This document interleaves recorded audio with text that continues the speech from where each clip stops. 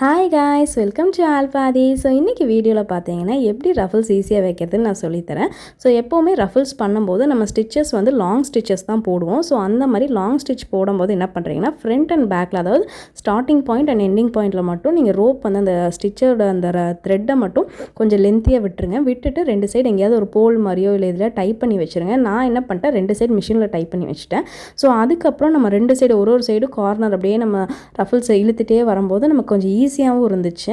அதுக்கப்புறம் நீங்கள் வேணுங்கிற டிசையர் லென்த்தை வந்து நீங்கள் அப்படியே மெஷர் பண்ணிக்கலாம். ஸோ இந்த மெத்தடில் பண்ணும்போது எனக்கு ரஃப்லிங் வந்து கொஞ்சம் ஈஸியாக இருந்த மாதிரி இருந்துச்சு. ஸோ நீங்களும் நெக்ஸ்ட் டைம் ரஃபிள் பண்ணுறீங்கன்னா ட்ரை பண்ணி பாருங்கள். இந்த மாதிரி இங்கேயாவது போலில் டைப் பண்ணி வச்சுட்டு அதுக்கப்புறம் ரஃபிள் பண்ணிகிட்டே வாங்க. ஒரு சைடும் மாற்றி மாற்றி ரஃபிள் பண்ணும்போது டக்குன்னு அந்த லென்த்து உங்களுக்கு கிடச்சிரும்.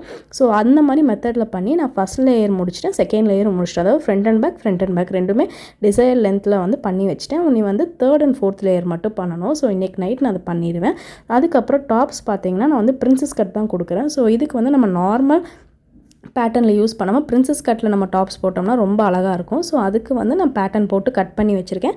ஸோ இப்போ இது ரெண்டையும் வந்து நம்ம சாண்ட்விச் தான் பண்ண போகிறோம். இதுக்கு வந்து நம்ம அடித்து திருப்பணும் அப்படின்னா அந்த ரா எட்ஜஸ் வந்து அந்த நெட்டாக கொடுக்கறனால அசிங்கமாக தெரியும்.